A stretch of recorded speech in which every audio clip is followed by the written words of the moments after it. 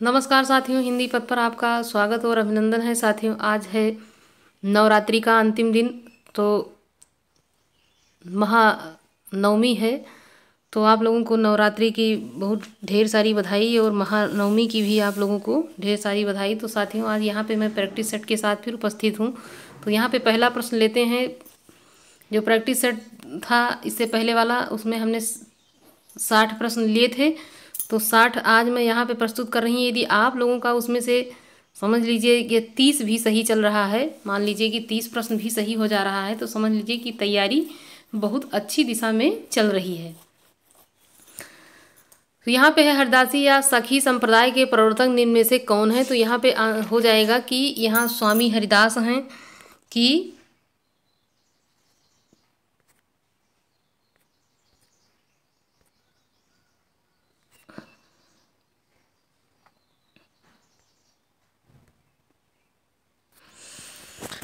स्वामी हरदास हैं कि स्वामी हितहरिवंश हैं या फिर निर्वांकाचार्य हैं। तो यहाँ पे या फिर महाप्रभु चैतन्य है। तो इसमें क्या सही हो जाता है? इसमें सही हो जाता है कि इसके जो है प्रवर्तक स्वामी हरिदास हैं। हरिदास संप्रदाय के, हरिदासी संप्रदाय के हरिदास यहाँ पे आंसर सही हो जाता है। यहाँ पे अगला प्रश्न है कि निम्नलिखित में से कौन अष्टछाप का कवि नहीं है। तो यहाँ पे हो जाएगा परमानंद दास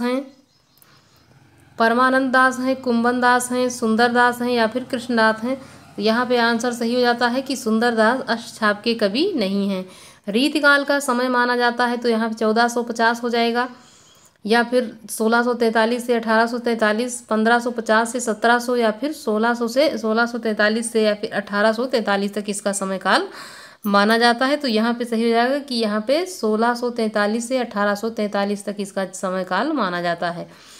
अगला है कि जहांगीर जसवंतिका निम्न में से किसकी रचना है। तो यहाँ पे क्या सही हो जाता है? यहाँ पे हो जाएगा कि जहांगीर जसवंतिका पूछा जाता है कि किसकी रचना है, तो यहाँ पे हो जाएगा कि ये सेनापति की है या फिर बिहारी के है, केशवदास की है या फिर देव की है। तो ये केशवदास की रचना यहाँ पे हो जाएगी। इनमें में से कौन सा रीत मुक्त धारा का कवि है। तो यहाँ बिहारी हो जाएंगे, आलम हो जाएंगे, देव हो जाएंगे, मतीराम हो जाएंगे।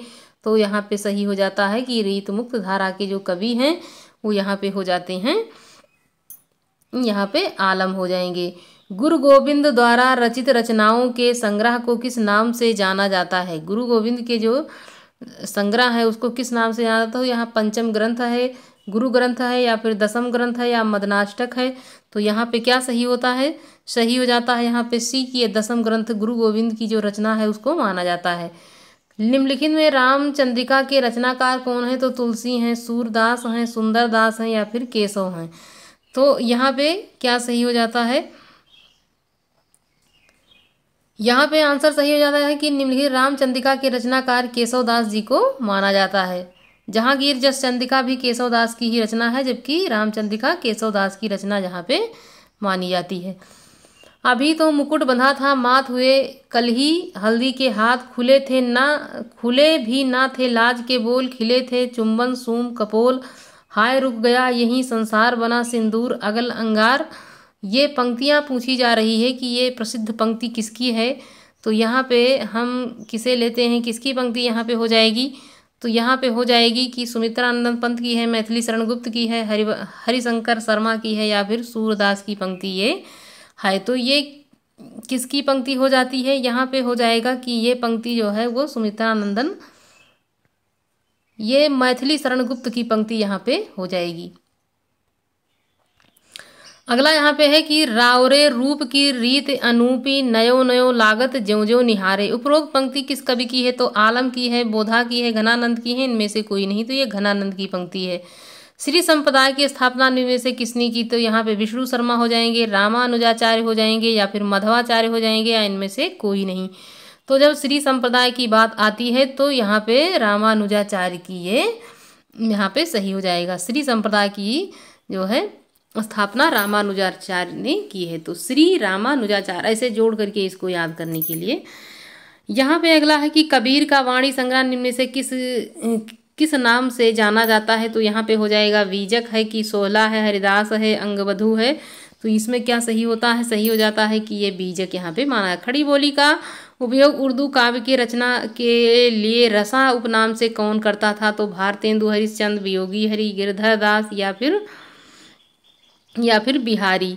तो यहाँ पे क्या सही हो जाता है कि रसा नाम से कौन लिखता था? तो रसा नाम से भारतेंद्र हरिश्चंद्र जी प्रसिद्ध हैं। यहाँ पे अगला प्रश्न है कि लल्लू लाल जी द्वारा रचित ग्रंथ निम्न में से कौन सा था? तो यहाँ पे सुख सागर हो जाएगा, नास्केतोपाख्यान हो जाएगा, प्रेम सागर हो जाएगा या फिर रानी केतकी की कहानी हो जाएगी। तो लल्लू लाल की एक प्रसिद्ध रचना है प्रेम सागर, लल्लू लाल प्रेम सागर। अगला यहाँ पे है हिंदी का पहला समाचार पत्र निम्न में से कौन सा है? तो यहाँ पे हो जाता है कि उदंत मार्तंड है, कि बंगदूत है, कि सुधाकर है, या इनमें से कोई नहीं। तो यहाँ पे सही हो जाता है कि उदंत मार्तंड यहाँ पे पहला समाचार माना जाता है, किसका? हिंदी का। अगला यहाँ पे है कि भारतेंदु हरिश्चंद्र किस कृति में बंगला के प्यार छंद का प्रयोग किया? तो यहाँ पे हो जाएगा कि प्राति समीरण है, कि वर्षा विनोद है, कि प्रेम सरोवर है, या फिर इनमें से कोई नहीं। तो यहाँ पे सही हो जाता है कि ये जो है प्रात समीरण के नाम से यहाँ पे इन्होंने किया था। अगला यहाँ पे प्रश्न हम लेते हैं कि खड़ी बोली का प्रथम महाकाव्य निम्न में से कौन सा है? तो यहाँ पे हो जाएगा कि साकेत है, कि कामायनी है, कि प्रिय प्रवास है, या महाभारत है। तो यहाँ पे क्या सही हो जाता है? यहाँ पे सही हो जाएगा प्रिय प्रवास, यहाँ पे हो जाएगा। अगला है कि शांत रस निम्न से किस पंथ का प्रधान रस माना जाता है? ये यहाँ पे जो PDF है ये थोड़ा सा यहाँ पे धुंधला हो गया है, तो इन प्रश्नों को हम अगली बार देखते हैं। यहाँ पे हम आगे का प्रश्न लेते हैं। तो यहाँ पे है कि तार सप्तक जिसका प्रकाशन सन 1943 में हुआ था, निम्न में से कौन सा कवि नहीं है? जो तार सप्तक था उसका प्रकाशन जो हुआ था, ये पहला तार सप्तक है, 1943 में इसका प्रकाशन हुआ। तो इसमें यही पूछा जा रहा है कि कौन कवि इसमें नहीं? तो अज्ञेय हैं, अज्ञेय हो जाएंगे, नेमी चंद जैन हो जाएंगे, रामविलास शर्मा हो जाएंगे, या शमशेर बहादुर सिंह हो जाएंगे। तो इसमें पूछा जा रहा है कि इसमें कौन नहीं है? तो यहाँ सही हो जाता है कि शमशेर बहादुर सिंह इसमें नहीं है। तो ये दूसरे तार सप्तक के ये कवि माने जाते हैं। कलम का सिपाही निम्नलिखित में से किससे संबंधित है? कलम का सिपाही, तो यहाँ पे डॉक्टर राजेंद्र प्रसाद, पंडित रामचंद्र शुक्ल, रामविलास शर्मा, या फिर अमृत राय। तो यहाँ पे कलम का सिपाही की बात आती है, तो ये अमृत राय यहाँ पे सही हो जाएगा। नाट्यशास्त्र में भरत मुनि ने भावों की संख्या कितनी मानी है? तो यहाँ पे 29 हो जाएगा, 39 हो जाएगा, 49 हो जाएगा, या फिर 52 हो जाएगा। तो कितनी संख्या मानी है? तो इन्होंने 49 मानी है। अगला यहाँ पे प्रश्न लेते हैं कि इनमें से कौन सा पारसी व्यंजन है? तो यहाँ पे रा हो जाएगा,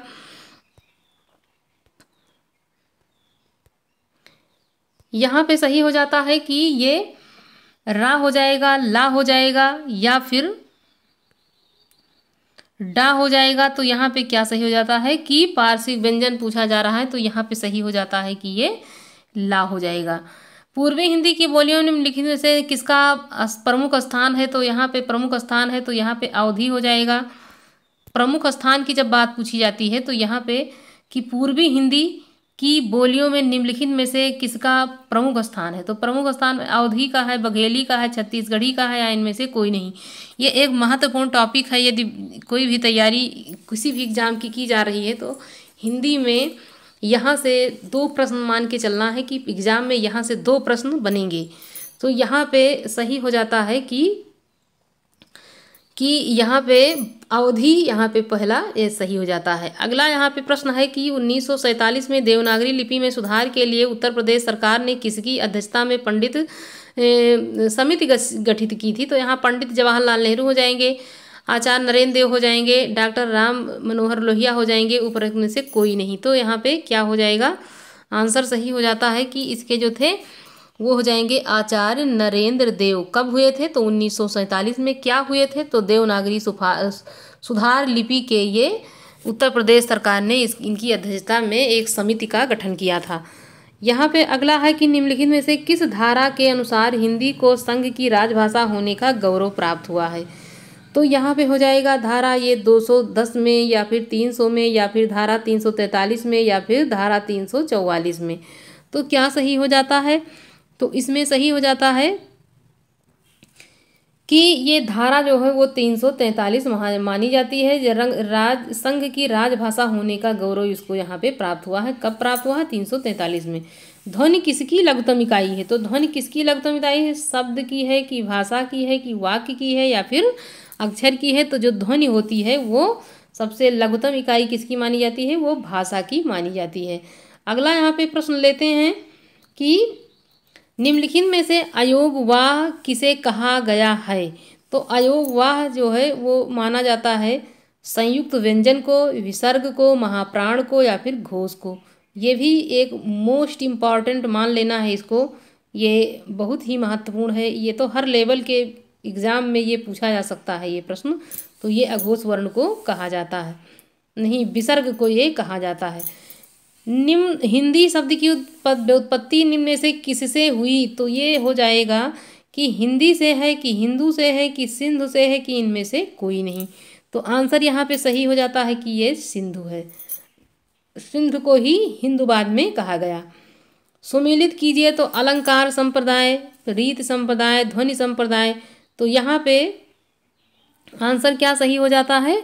यहाँ पे आंसर सही हो जाएगा कि यहाँ पे तीसरा सही हो जाता है। सब सीरियस से है कि कोई इसमें मिलाने की बात नहीं है। जैसे यहाँ पे अलंकार का भामा, रीति का वामन, ध्वनि का वनवर्धन, वक्रोतिकुंतक रस संप्रदाय के विश्वनाथ माने जाते हैं।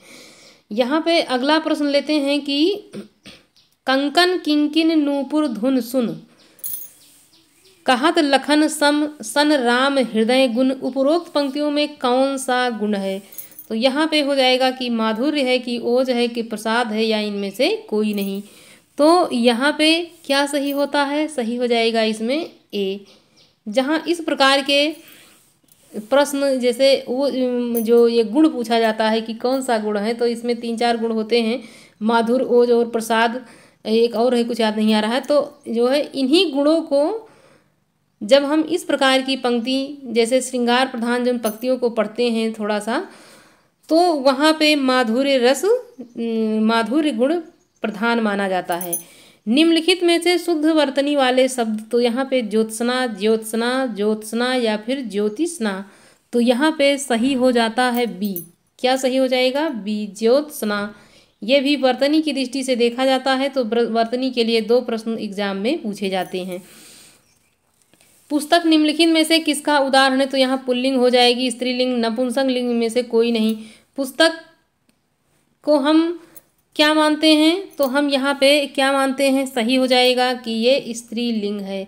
जैसे मान लीजिए एक पुस्तक है और वो हम हाथ में लिए हैं या फिर हम उसको टेबल पर रखे हैं, तो हम उसको क्या बोलेंगे कि पुस्तक रखी है, ना कि बोलेंगे कि पुस्तक रखा है। तो इसी से हम शब्दों में प्रयोग करके स्त्रीलिंग और पुल्लिंग का हम यहाँ पे पहचान कर सकते हैं। कवि शब्द का स्त्रीलिंग होगा तो कवयित्री, कवित्री, कवित्री या फिर कवि। अक्सर ये एग्जाम में पूछा जाता है। ये एकदम बिल्कुल जो है इसको एकदम देख लेना है कि कहीं भी किसी भी एग्जाम में ये प्रश्न बन सकता है। तो यहाँ पे क्या सही हो जाता है? यहाँ पे सही हो जाएगा कवित्री। अगला यहाँ पे प्रश्न, निम्नलिखित में से कौन सी व्यक्तिवाचक है? बुद्धि है या फिर फूल है या फिर माला है या फिर इलाहाबाद है? इसमें से पूछा जा रहा है कि व्यक्तिवाचक क्या है। तो यहाँ पे क्या सही हो जाता है? यहाँ पे हो जाएगा इलाहाबाद। अगला यहाँ पे प्रश्न लेते हैं कि निम्नलिखित में से सुमेलित नहीं है। तो व्यक्तिवाचक संज्ञा विजय, जातिवाचक संज्ञा नदी, भाववाचक संज्ञा यौवन, द्रव्यवाचक संज्ञा मिठास। तो यहाँ पे क्या सही हो जाता है? यहाँ पे सही हो जाता है कि ये जो हो जाएगा द्रव्यवाचक। यहाँ पे द्रव्यवाचक की बात है, द्रव्यवाचक मिठास। यहाँ पे निम्नलिखित में से कौन सा समूह स्त्रीलिंग है? तो यहाँ पे समुद्र, घोड़ा, कपड़ा। समुद्र, घोड़ा, कपड़ा। बुढ़ापा, मोटापा, बचपन। बुढ़ापा, मोटापा, बचपन। गुरुत्व, गौरव, शौर्य।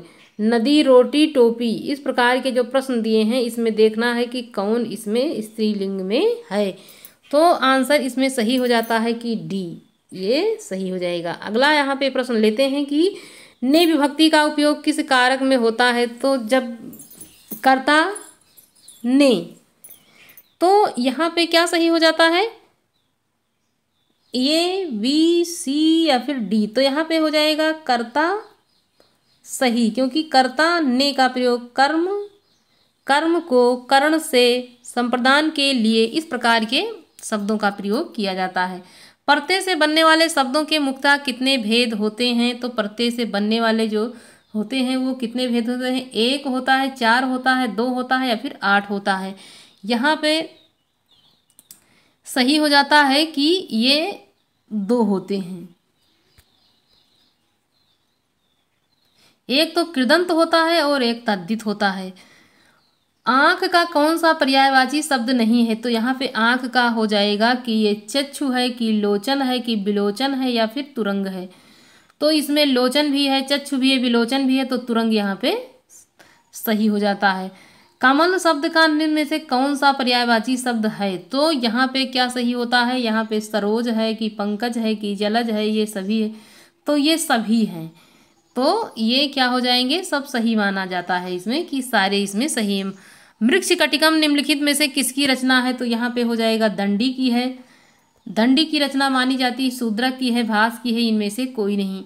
ये जो प्रश्न यहाँ पे संस्कृत के पूछे जा रहे हैं, ऐसे ही महत्वपूर्ण प्रश्नों को जो है काव्य शास्त्र के अंतर्गत सब मतलब उनकी रचना, उनके बारे में सब चीज़ें एकदम बिल्कुल उनका तैयार कर लेना है। जो 4-5 कवियों का विस्तृत पूछा जाता है टीजीटी पीजीटी में। यहाँ पे है कि निम्नलिखित इको एड़च सूत्र से बना है, तो यहाँ पे ताज्ञान, नयनम, नरेंद्र या फिर यथेव। तो इको एड़च यहाँ पे सूत्र है कि ये भी अगर पूछा जाता है कि ये इको एड़च किसका सूत्र है, तो ये किसका सूत्र माना जाता है, यहाँ पे हो जाएगा पित्राज्ञा। पित्राज्ञा में देखा जाए तो कौन सी संधि है, तो ये दीर्घ संधि है। इको एड़च भी दीर्घ संधि का सूत्र ही संस्कृत के अंतर्गत माना जाता है। पीताम्बर में पूछा जा रहा है कौन सा समास प्रयुक्त हुआ है, तो यहाँ पे हो जाएगा समानाधिकरण बहुव्रीहि समास, व्याधिकरण बहुव्रीहि समास, द्वंद्व समास या फिर इसमें। तो यहाँ पे पीताम्बर में कौन सा समास प्रयुक्त हुआ है, तो यहाँ पे समानाधिकरण बहुव्रीहि समास यहाँ पे सही हो जाता है। अगला यहाँ पे प्रश्न है कि गुरु शब्द की तृतीया विभक्ति, गुरु शब्द की तृतीया विभक्ति में एक वचन का रूप होगा, तो गुरु, गुरुवे, गुरुणा, गुरु। तो यहाँ पे क्या सही हो जाता है, यहाँ पे आंसर सही हो जाता है सी। अगर देखा जाए तो जो पिछला टीजीटी हुआ था वहाँ पे बिल्कुल सेम इन्हीं प्रश्नों को एकदम बिल्कुल उस पेपर में समाहित किया गया था। तो ऐसे ही रूप को भी इंटरमीडिएट में जितने भी रूप दिए हुए हैं, मतलब लगभग वहीं से रूप पूछे जाते हैं, और जो धात रूप है वो भी वहीं से पूछा जाता है। तो यदि वहाँ से सब मतलब हम अपनी तैयारी करते हैं, तो मतलब ये लेवल ये 6, 7th 8th में भी इस प्रकार के ये रूप दिए हुए हैं, लेकिन तैयारी हम बता रहे हैं इंटर की बुक से ही करें, ताकि कोई भी प्रश्न मिस्टेक वहाँ पे ना हो। यहाँ पे अगला प्रश्न है कि निम्नलिखित से कौन सा संस्कृत उपसर्ग नहीं है, तो संस्कृत उपसर्ग यहाँ पे आ हो जाता है, बड़ा आ, या फिर अति, या फिर औ। तो यहाँ पे सही हो जाता है कि ये छोटा आ हो जाएगा। मति शब्द का सप्तमी विभक्ति में बहुवचन, तो अब यहाँ पे आप देख सकते हैं कि कितने यहाँ पे जो है रूप, धातु रूप या फिर शब्द रूप जो भी है वो कितना पूछा जा रहा है। और जो जहाँ जैसे भी यहाँ इस प्रैक्टिस सेट में पूछा जा रहा है, ऐसे ही संभावना पूरी बनी रहती है कि उस पेपर में भी ऐसे ही प्रश्न बिल्कुल बनते हैं। तो धातु रूप को और शब्द रूप को भी अच्छे से एकदम तैयार करना है, मान के चलना है कि 2 रूप शब्द रूप आता है, और ऐसे ही 2 जो है वहाँ से पूछा जाता है धातु रूप से भी 2 प्रश्न बनेगा। तो 2 4 बिल्कुल एकदम बिल्कुल मान के चलना है कि 2 प्रश्न बनेंगे। मति शब्द का सप्तमी विभक्ति में बहुवचन क्या हो जाएगा, मतीस हो जाएगा, मति हो जाएगा, मतीस हो जाएगा, मति हो जाएगा, मतिभ्या हो जाएगा, मतया हो जाएगा। तो यहाँ पे क्या सही हो जाता है, तो यहाँ पे आंसर सही हो जाएगा मतीस हो जाएगा। अगला यहाँ पे प्रश्न है कि पठ धातु का लोट लकार प्रथम पुरुष एक वचन का रूप होगा, तो यहाँ पे क्या सही होता है, पठतु, पठाओ, पठत या फिर पठ। तो यहाँ पे क्या सही होता है, यहाँ पे सही होता है पठु, पठतु। अगला यहाँ पे है कि प्रत्येक शब्द का समास क्या हो जाएगा, तो यहाँ पे है दिग हो जाएगा, बेभाव, द्वंद्व या फिर बहुव्रीहि। तो यहाँ पे क्या सही हो जाता है, सही हो जाएगा यहाँ पे कि ये प्रत्येक जो है वो अव्ययी भाव में एकम एकम प्रत्येकम, तो यहाँ पे सही होता है अव्ययी भाव समास। यहाँ पे हो जाएगा त्रिभुवन शब्द का समास। क्या हो जाएगा? त्रिभुवन का समास पूछा जा रहा है। दिगु है, अव्ययी भाव है, द्वंद्व है या फिर बहुव्रीहि है। तो त्रिभुवन की यहाँ पे 3 भुवन का समूह है, तो यहाँ पे दिगु समास यहाँ पे हो जाएगा।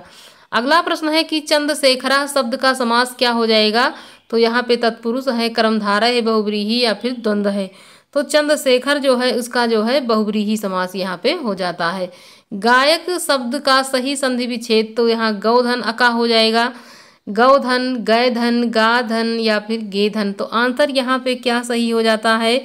सही हो जाता है इसमें गयधन अका बराबर गायिका। तो यहाँ पे अगला प्रश्न लेते हैं। पवित्रम शब्द का सही विच्छेद यहाँ पे करना है। तो पौधन इत्रम है, पौधन इत्रम है, पोधन इत्रम है या फिर पौधन इत्रम या फिर पोधन इत्रम। तो क्या सही हो जाता है? सही हो जाता है इसमें डी। क्या सही होता है? डी, पोधन इत्रम। अगला है कि वागीसा शब्द का सही संधि विच्छेद क्या होगा? यहाँ पे हो जाएगा वागधन ईसा, वागधन ईसा या फिर वाग प्लस ईसा या फिर वाग ईसा। आंसर सही हो जाता है इसमें सी, वाग प्लस ईसा। तो जो प्रथम अक्षर रहता है वो जाकर के तीसरे में ये परिवर्तित हो जाता है। इस जो है संधि का जब यहाँ पे नियम पढ़ाया जाएगा तो ये अच्छे से बताया जाएगा कि कौन से मतलब नियम के तहत ये व्यंजन संधि में परिवर्तन होता रहता है। तो साथियों यहाँ पे हमने कुल 60 प्रश्नों को आप लोगों के सामने प्रस्तुत किया है। तो साथियों अपनी तैयारी को मजबूत करते रहिए और अपनी तैयारी को अच्छी दिशा में ले जाइए, ताकि आप लोगों का जो है भविष्य उज्जवल हो और आप लोग अपने एग्ज़ाम में सफल हों। धन्यवाद। और यदि साथियों हमारे द्वारा प्रस्तुत ये जो भी आपको यहाँ बताया जा रहा है ज्ञान की बातें यदि अच्छी लग रही हों तो इस हमारे चैनल को सब्सक्राइब कीजिए और लाइक कीजिए, अपने दोस्तों में, अपने साथियों में ज़्यादा से ज़्यादा इसको शेयर कीजिए, ताकि मेरा मनोबल थोड़ा सा बढ़ सके। धन्यवाद।